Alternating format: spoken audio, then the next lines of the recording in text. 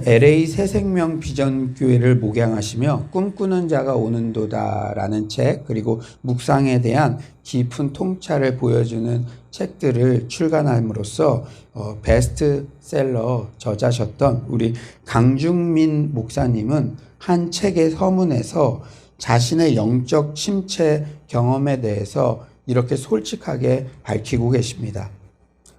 목회 초기에 나는 심각한 영적 침체를 경험했다. 나는 영적 침체를 통과하면서 낙심했다. 절망했다.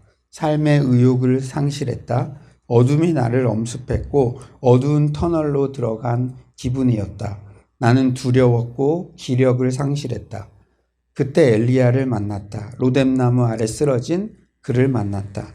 하나님께 자신의 생명을 거두어 달라고 말하는 그를 만났다. 그는 탈진 상태였다. 그런데 하나님은 자신의 생명을 거두어 달라는 엘리야의 기도에 응답하지 않으셨다. 오히려 그에게 천사를 보내어 그를 어루만져 주셨다. 나는 엘리야를 통해 엘리야의 하나님을 통해 소망을 품게 되었다. 그리고 엘리야를 치유하신 하나님이 나의 영적 침체도 치유해 주셨다. 이 강주민 목사님이 솔직하게 고백하시는데 본인이 개척을 하고 많은 성도님들이 막 오고 부흥을 할 줄 알았대요. 그런데 그러한 자신의 예상과는 다르게 오히려 점점 목회가 어려워지자 본인이 이런 깊은 영적 침체 가운데 있었고, 그리고 목사가 저 죽고 싶습니다. 그런 말을 할 수는 없지만 그런 심정이 들 정도로 그런 깊은 수렁 가운데 침체를 경험했다고 그렇게 솔직히 고백하는 그런 내용을 제가 보았습니다. 제가 강주민 목사님은 예전에 아레날 포럼이라는 그런 이 지구촌 교회에서 이렇게 이동원 원로 목사님이 주관하는 그 행사에 제가 이제 목사님 모시고 간 적이 있었는데, 그때 강주민 목사님을 가까이에서 뵙고 또 이렇게 짐도 들어드리고 그랬던 경험이 있는데, 제가 이 책을 보면서 참, 이런 경험을 하셨구나라는 것들 생각하면서 한편으로는 놀랍고 한편으로는 위로가 되었습니다. 이렇듯 목회자도 선지자도 열심히 특심인 성도님도 영적 침체를 경험할 수 있습니다. 영적 침체를 심리적으로 표현하면 무엇이라 표현할 수 있을까요? 시대의 질병이라고도 말하는 우울증. 그러니까 영적 침체를 심리적으로 의학적으로 말하면 우울증이라고도 말할 수 있죠. 성경 인물 중 엘리야뿐 아니라 모세나 요나도 내 생명을 거두어가 달라는 그런 기도를 드렸습니다. 심지어 여러분 놀라지 마십시오. 예수님께서도 겟세마네 동산에서 마음이 괴로워 죽을 것 같다, 이렇게 그런 솔직한 심정을 넌지시 토로하셨어요.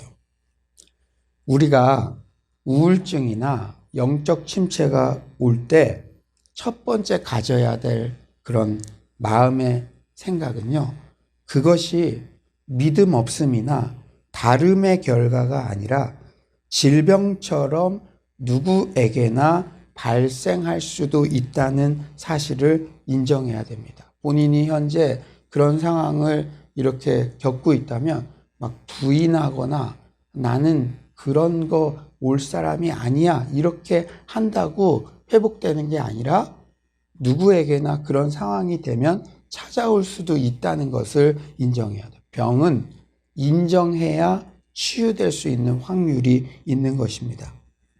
코로나19가 장기화되자 우리는 이 사실을 더욱 절실히 깨닫고 있죠. 특히 젊은 여성층의 코로나 블루 증상은 더 짙게 나타나고 있는데, 충격적인 것은 상반기 20대 여성 자살률이 작년보다 43%나 급증했다고 합니다. 백종우 중앙자살예방센터장은 젊은 여성들의 경우 코로나19로 인한 실업률이 높은 직업에 상대적으로 더 많이 분포되어 있고, 그렇죠. 회사에서도 퇴직당할 때 그래도 남편도 회사 다니고 있는 그런 젊은 여성들이 퇴직 1순위겠죠. 그리고 양육과 가사에 대한 부담도 상대적으로 더 높으며 그래요. 우리 집에도 아이들이 있는데요. 이 아이들이 학교에 안 가고 24시간 주로 어머니와 함께 있는 거 이게 엄청난 프레셔로 다가오는 것이죠. 심지어 코로나로 인해 가정 폭력에도 더 많이 노출될 수 있다며 이는 우울증으로 이어지고 더 나아가 극단적 선택을 할 수도 있는 우울증의 가장 취약한 고위험군이라고 할 수 있기 때문에 이 젊은 여성층에게 주의와 각별한 관심은 물론 사회 정책적 배려도 필요하다고 강조했습니다. 오늘 설교를 듣는 특히 젊은 여성분들 자신에게 우울한 감정이 찾아왔다고 해서 너무 자신을 몰아붙이지 말고 그럴 수도 있다. 성경의 많은 위대한 선배들도 그런 감정과 그런 경험을 이렇게 했던 적이 있다는 그런 마음가짐을 우선 가지고 오늘 설교를 들으시기를 바랍니다. 오늘 본문의 시인도 영적 침체를 호소하고 있어요. 5절, 11절 두 번이나 반복해서 슬픔에 가득 찬 탄식을 읊고 있습니다. 우리 5절 한번 다 같이 한번 큰 목소리로 온라인으로 들으시는 분들도 5절 한번 큰 목소리로 읽어봅시다. 시작. 내 영혼아 네가 어찌하여 낭망하며 어찌하여 내 속에서 불안해하는가. 너는 하나님께 소망을 두라. 그가 나타나 도우심으로 말미암아 내가 여전히 찬송하리로다. 아멘. 5에서 11절 두 번이나 반복해서 슬픔에 가득 찬 탄식을 하고 있죠. 그 내용이 내 영혼아 너가 어찌하여 낙심하며 어찌하여 내 속에서 불안해하는가. 낙심, 불안. 영적 침체의 주요 현상이 바로 불안입니다.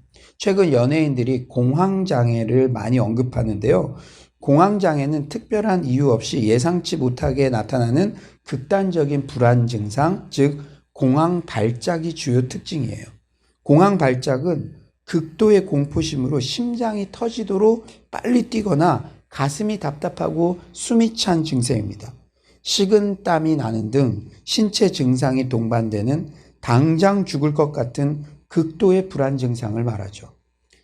일반적으로 사람들은 다소간의 불안이나 이 두려움 등 느끼죠. 두려움 하나도 안 느끼는 사람은 없어요. 그런데 영적 침체에 빠지면 지나친 불안, 조절이 안 되는 불안이 엄습해 온다는 거예요. 순간. 또한 영적 침체가 오면 이 시인이 지금 눈물이 마르지 않고 있다고 그렇게 고백하고 있어요. 여러분들도 그런 인생의 사망의 음침한 골짜기를 거닐었던 것 같은 그런 시기를 지나본 적은 없으십니까?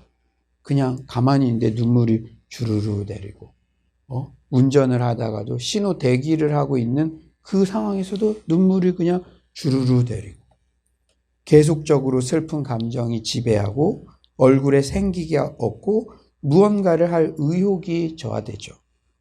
3절 하반절이에요. 내 눈물이 주야로 내 음식이 되었도다. 여러분 눈물이 음식이 되었다는 것은 식욕도 사라졌다는 것입니다. 여러분 얼굴이 갑자기 환해지는데요. 나 식욕은 요새 안녕하니까 그래요. 근데 진짜 침체에 빠지면 식욕도 사라져요. 눈물이 음식이 됐대잖아요. 침체가 찾아오면 그리고 식욕뿐 아니라 예전에 당연히 즐겨했던 일들, 예를 들어 음식 만들기, 정원 가꾸기, 영화 보기, 부부간의 성생활, 음악 감상 등에 대한 흥미도 잃어버립니다. 침체하거나 불행하면 본인이 원하든 원치 않든 얼굴에 나타나게 되어 있어요.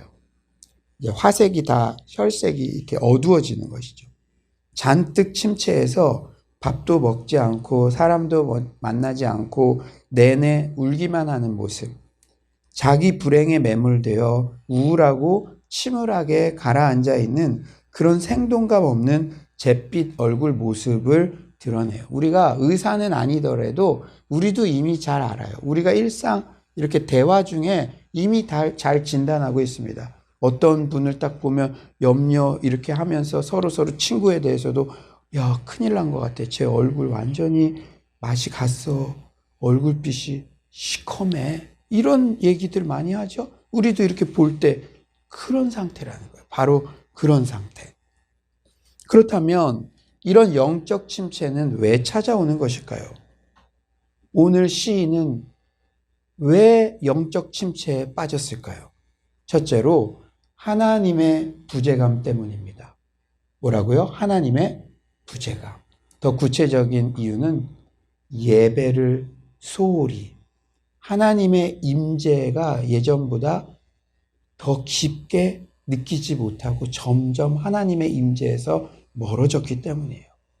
4절은 말씀합니다. 우리 4절 온라인으로 들으시는 분들도 한번 다 같이 한번 크게 읽어볼까요? 4절입니다. 시작. 내가 전에 성의를 지키는 무리와 동행하여 기쁨과 감사의 소리를 내며 그들을 하나님의 집으로 인도하였더니 이제 이 일을 기억하고 내 마음이 상하는도다. 네, 전에는 성전으로 자기만 갔을 뿐 아니라 막 데려갔어요. 뭐 전도대장이었는지 여전도회 회장이었는지는 모르겠으나 적극적으로 성전에 가고 예배에 가고 사람들을 데려오기도 하고 그랬었는데 지금은 그 일을 못하고 있으니까 이 일을 기억하고 내 마음이 상한다. 이렇게 시인은 현재 어떤 이유이든 간에 하나님의 집에 갈 수 없는 그런 상황입니다. 많은 성경학자들은 시인이 예루살렘 성전과 한참 떨어진 북쪽 유배지에 있는 상황이라고 그렇게 추정해요. 다음 절에 보면 헐몬이라는 나오죠. 헐몬사는 북쪽에 있잖아요. 성전에서 자유롭게 예배드리며 하나님의 임재를 누릴 때는 행복했는데 그게 사라지니 깊은 영적 침체가 온 거예요. 그리하여 시인은 반대급부적으로 1, 2절에서 하나님의 임재를 간절히 사모합니다. 우리 1에서 2절 한번 간절한 마음으로 다 같이 한번 읽어봅시다. 1에서 2절입니다. 시작. 하나님이여 사슴이 시냇물을 찾기에 갈급함 같이 내 영혼이 주를 찾기에 갈급하니이다. 내 영혼이 하나님 곧 살아계시는 하나님을 갈망하나니 내가 어느 때에 나아가서 하나님의 얼굴을 배울까. 여러분, 현재의 코로나 상황과 너무나 비슷하지 않습니까? 최근 크리스천 성도님들 중에도요, 우울감을 호소하는 경우가 왜 그렇게 급증했을까요? 여러분, 최근에 우리 교회에는 없는데 저 사울로 교회는 얼굴이 잿빛이 되고 얼굴이 어두워져 있는 성도님들이 꽤 많대요. 왜 이런 일이 일어났을까요? 한마디로 하나님의 임재, 예배에서 멀어졌기 때문이에요. 1절의 사슴은 이스라엘 기후 중 건기 때의 사슴이죠. 땅이 쩍쩍 갈라져서 물 한 방울 없는 그 건기의 때 사슴은 목숨을 걸고 사막의 오아시스를 향해 나아갑니다. 왜냐하면 포수들이 그 사슴들을 향해 총구를 겨누고 있기 때문이죠. 이렇듯 우리는 하나님의 임재에 대한 타는 듯한 목마름이 있어야 합니다. 예배에 목숨을 걸어야 한다는 표현이 바로 여기에서 나온 거예요. 예배, 기도, 말씀에서 오는 하나님과의 친밀한 교제가 소홀해지면 이렇게 영적 침체가 찾아오게 됩니다. 사실 코로나 팬데믹으로 온라인 예배가 많이 보편화되었지만 이것은 단지 차선책이에요. 어떤 조직신학적 교리로 설명하지 않더라도 정직한 심령을 가진 분이라면 우리 스스로가 다 느끼고 있는 바입니다. 예전에 비해서 하나님의 임재를 더 깊게 갈망합니까? 지금 우리들이 온라인 예배로 이렇게 전환되고 나서 이건 무슨 신학적인 그런 거를 따지자는 게 아니라 나에게 정직하고 하나님과 내 사이에서 정직하게 한번 돌아봅시다. 사랑하는 성도님들, 댐이 무너지는 것은 한꺼번에 무너지는 게 아니에요. 조금씩 구멍이 커져서 무너집니다. 조금씩 온도를 올리면 개구리는 자기 죽는 줄도 모르고 그냥 그렇게 머물러 있게 되죠. 우리 신앙의 편의주의가 이렇게 무섭습니다. 물론 현재는 코로나 팬데믹이라는 특수 상황이지만 불과 1년 전만 해도 부활주일, 성탄절, 송구 영신 예배 때 교회에 가지 않는다는 것. 물론 여러분들 가정에서 다 예배를 드렸겠지만 혹 다음 세대 중에 그 시간에 교회에 가지 않고 엉뚱한 곳에 있었다는 거 상상이나 할 수 있는 일입니까? 불과 1년 전이라도. 특히 다음 세대 자녀들의 신앙의 유산 전수에 경고등이 켜졌어요. 저도 우리 아들들 있지만 걔네들이 보고 있잖아요. 성탄절에도 교회 안 가고 다른 데 있기도 할 수 있나 보다. 말은 안 하더라도 은연중에 우리 다음 세대들이 그런 생각들이 들어올 수 있다는 것이죠.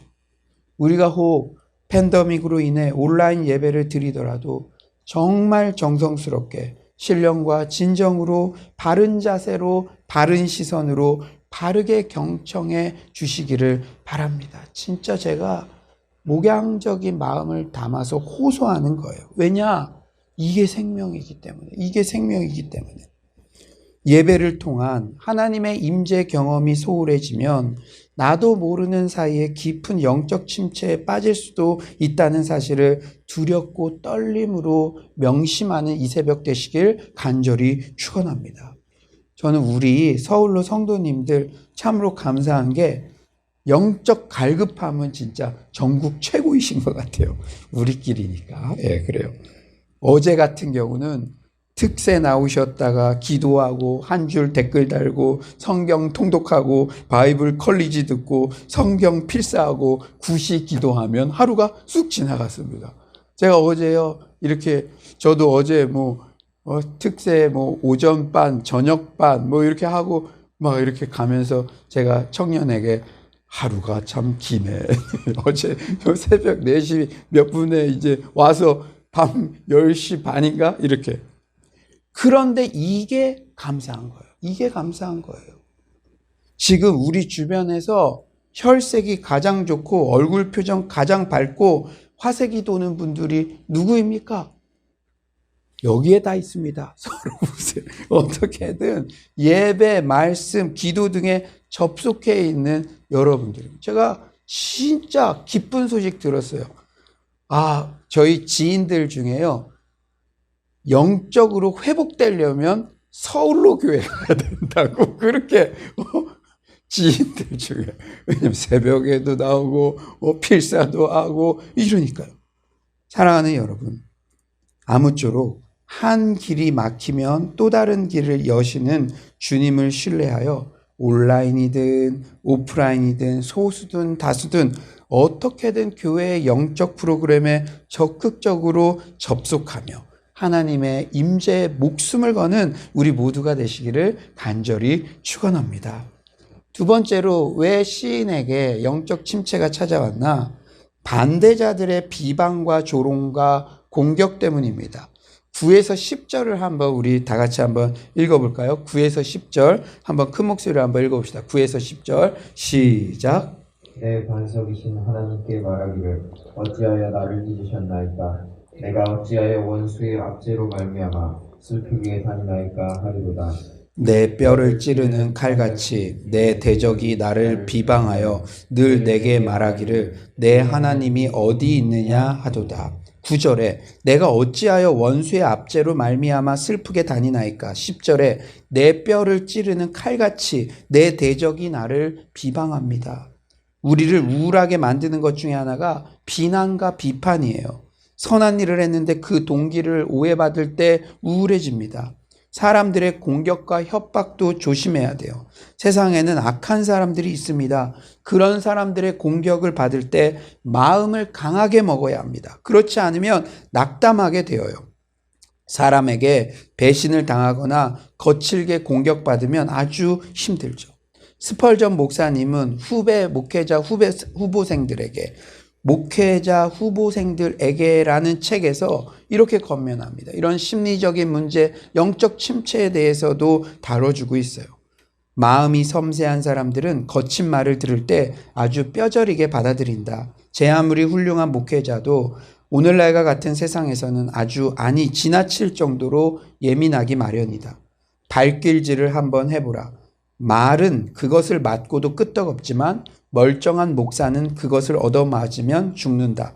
살아가다 보면 거친 타격에 우리의 영혼이 익숙하게 되지만 처음에는 완전히 비틀거리게 되고 앞이 캄캄해지게 마련이다. 목회를 걸어가려면 이런 것들을 다 예상하고 준비하고 그 길을 걸어가라는 것이죠. 그런데 이런 대적자들의 공격을 당하는 상황에서 하나님께서 침묵하시는 것 같을 때 침체는 더욱 가중됩니다. 참 이게 공감이 되더라고요.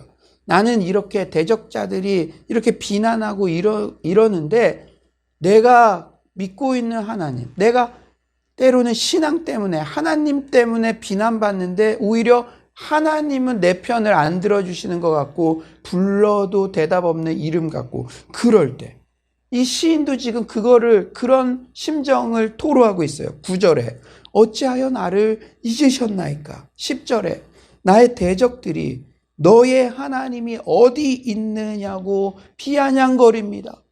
내가 이렇게 비아냥거림, 비방, 조소 이런 거 당할 때 하나님이 좀 딱 나타나서 문제도 해결해주고 내 경제적으로 묶인 것도 그리고 여러 가지 현안도 딱 해주셨으면 좋겠는데 하나님 내가 지금 이렇게 당하고 있는데도 나를 잊으셨나이까.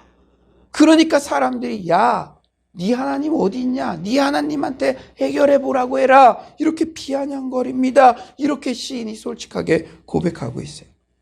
대적자들은 살아계신 하나님을 믿는 우리의 신앙을 비웃고 반면에 그들이 조롱하고 있는 살아계신 하나님은 나에게 무관심하고 멀리 계신 듯 할 때 침체는 가증된다는 것이죠. 그렇다면 영적 침체의 해결책은 무엇일까요? 우리 성경에 그 답이 있습니다. 그것은 마음 관리에 승리하는 거예요. 무슨 관리? 마음 관리. 마음에 명령하는 것입니다. 여러분이 명령해야 돼요. 마음에 이끌려가지 말고 마음에 여러분이 명령해. 여러분 오늘도 새벽에 일어나서 여기 올 때까지 30분, 1시간 시간이 있었을 거예요. 마음에 이끌렸습니까? 여러분이 마음에 명령을 했습니까? 주도권 싸움이 정말 중요합니다. 그리고 시선을 하나님께 두는 거예요. 11절 한번 우리 다 같이 한번 마음에 명령한다는 마음으로 11절을 한번 다 같이 읽어봅시다. 11절 시작. 내 영혼아 네가 어찌하여 낙심하며 어찌하여 내 속에서 불안해하는가. 너는 하나님께 소망을 두라. 나는 그가 나타나 도우심으로 말미암아 내 하나님을 여전히 찬송하리로다. 시편 저자는 맥없이 드러누워 자신을 불쌍히 여기는데 그치지 않았어요. 그렇죠? 시편 저자 지금 우리가 쭉 살펴보니까 가끔 우리에게 우울한 마음이 찾아오는 것처럼 침체에 빠질 수 있는 그런 상황이었어요. 그런 여건이었어요. 마치 코로나 블루에 있는 젊은 여성층처럼 그런 상황이 다가왔어요. 그러나 시편 저자는 맥없이 드러누워 자신을 불쌍히 여기고 자기 연민을 하고 눈물을 흘리는 것으로만 그치지 않았습니다. 그는 자신을 다루는 법, 마음관리법, 시선관리법을 알았어요. 여러분, 이걸 아는 게 중요합니다. 자기의 방법이 있어야 돼요. 그는 아침에 일어나자마자 우울한 마음, 침체된 마음이 자신을 장악하도록 내버려 두지 않았어요. 우울한 마음이 자신에게 말을 걸게 방치하지 않고 자신이 먼저 마음에게 명령하고 있습니다. 사랑하는 여러분, 우울한 마음과 생각, 이거 참 요물이에요. 주인인 내가 허락한 적도 없는데 순간 방심하면 어느새 내 마음과 생각을 휘젓고 다닙니다. 이 녀석은 밤낮 구분하지 않고 막 달려들어요. 심지어는 새벽에 일어나자마자도 불청객처럼 찾아오고요. 장소도 불문, 교회에 앉아 있는데도 예배 중에도 찾아올 때도 있습니다. 그때 우리는 명령해야 돼요. 내 영혼아, 너가 어찌하여 낙심하는가? 잠깐 내 말을 들어봐. 내가 말할 거야. 너 말하지 마. 내가 말할 거야. 자신의 마음을 장악할 줄 알아야 합니다. 우리는 마음관리법, 시선관리법을 체득해야 돼요. 제가 몇 번 소개해드렸죠. 저는 침체된 마음이 재빨리 찾아올 때 재빨리 거친 파도 날 향해 와도 주와 함께 날아오르리. 여러분, 마음과 생각은 내가 컨트롤하기 어려울 때가 있어요. 그러나 행동, 내가 찬양하는 것은 그냥 자동 반사적으로 할 수 있는 것입니다. 우울한 마음이 여러분에게 말을 걸어올 때 그저 그를 내버려 두면 큰일 나요. 거친 파도 날 향해 와도 여러분이 가장 은혜 받은 찬양, 부를 때마다 임재가 있는 찬양, 그 찬양을 선포하십시오. 그러면 어느샌가 찬양을 부르다 보면 1점 후렴구 정도 가면 부정적 마음, 침체된 마음이 사라지고 주님이 그동안 수렁에서 건져주셨던, 내게 행하셨던 은혜의 기억들이 생각나고 마음의 평온을 되찾게 됩니다. 최근에는 실제적인 방법이 하나 더 추가되었어요. 전 새벽에 일어나자마자 왼손을 굳게 쥡니다. 왼손을. 주님, 오늘도 주님 손잡고 하루를 동행합니다. 오늘도 새벽에 일어나자마자 왼손을 쥐었어요. 내가 그리스도와 함께 십자가에 못 박혔나니 그런즉 이제 내가 산 것이 아니요 오직 내 안에 그리스도께서 사신 것이라. 주님이, 내가 왼손을 붙잡고 있으면 주님은 오른손으로 오늘 교회에 오고 있는 그 짧은 시간에도, 내가 설교하는 그 시간에도 주님이 내 손 잡고 계시구나. 그때 모든 소극적인 마음, 부정적인 마음이 사라지고 주님의 마음이 내 마음을 지배하는 것을 경험하게 됩니다. 아멘이십니까? 할렐루야.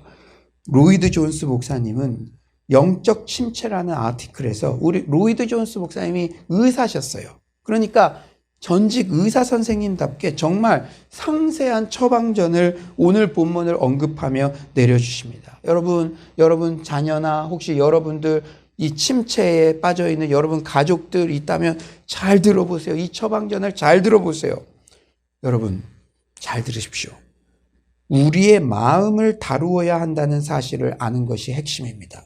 마음의 말을 듣지 마십시오. 마음에게 덤벼주십시오. 마음에게 말하십시오. 마음을 책망하십시오. 야단치십시오. 권면하십시오. 격려하십시오. 마음의 말을 맥없이 듣고 있다가 기운을 잃고 주저앉지 말고 여러분이 알고 있는 사실들을 마음에게 상기시키십시오. 마음이 여러분을 멋대로 휘두르게 내버려 두면 앞으로도 계속 휘두르려 들 것입니다. 마귀는 우리를 침체시키기 위해 마음을 장악하고 활용합니다. 그럴 때 우리는 시편 기자처럼 벌떡 일어나 말해야 합니다. 내 영혼아, 너가 어찌하여 낙심하며 어찌하여 내 속에서 불안해하는가. 더 이상 그러지 말라고 하십시오. 너는 하나님께 소망을 두라고, 그 얼굴의 도우심으로 말미암아 찬송하라고, 내 얼굴에 화색을 주시는 내 하나님을 찬송하라고 명령하십시오. 결국 해답은 언제나 하나님에게서 나옵니다. 마음 관리에 승리한 후 우리의 시선을 하나님께 고정하면 됩니다. 그분은 우리의 도움이시고 우리의 하나님이시다. 우리가 그분을 신뢰한다면 다시 찬양할 이유를 발견하게 될 줄 믿습니다. 믿음은 낙담을 나무라고, 소망은 절망을 이겨냅니다. 이제 말씀을 정리하겠어요. 코로나 팬데믹이 장기화되자 우울증, 영적 침체를 호소하는 자들이 너무나 많아서 안타깝습니다. 하지만 성경의 모든 해답이 있습니다. 우선 영적 침체 중에 있는 자기 자신을 가혹하게 다루지 마세요. 오히려 영적 침체의 시간을 통해 예배, 하나님의 임재가 생명줄이라는 것을 알게 되었다면 인생에 너무나 큰 소득을 얻게 된 것인 줄 믿습니다. 지금이라도 예배, 말씀, 기도에 어떻게든 붙어 있기에 힘쓰십시오. 또한 우울한 마음이 예고도 없이 찾아올 때 마음에 명령하십시오. 재빨리 기름 부음 넘치는 찬양을 부르십시오. 그리고 여전히 나의 도우심, 나의 소망이 되는 하나님께 시선을 고정하십시오. 그러할 때 우울한 마음이 찬양의 마음으로 바뀌며 얼굴에 화색이 돋고 세상에 일어날 하나님의 역사를 기대하게 되는 마음의 혁명을 경험하게 될 것을 확신합니다. 우리 마지막으로 우리 오늘 이 말씀 11절 말씀 우리 다 같이 믿음으로 선포하며 연습하는 거예요. 이 말씀 기록해 두고 있다가 우울한 마음이 찾아올 때 선포하십시오. 우리 11절 말씀을 우리 다 같이 큰 목소리로 읽도록 하겠습니다. 시작. 내 영혼아 내가 어찌하여 낙심하며 어찌하여 내 속에서 불안해하는가.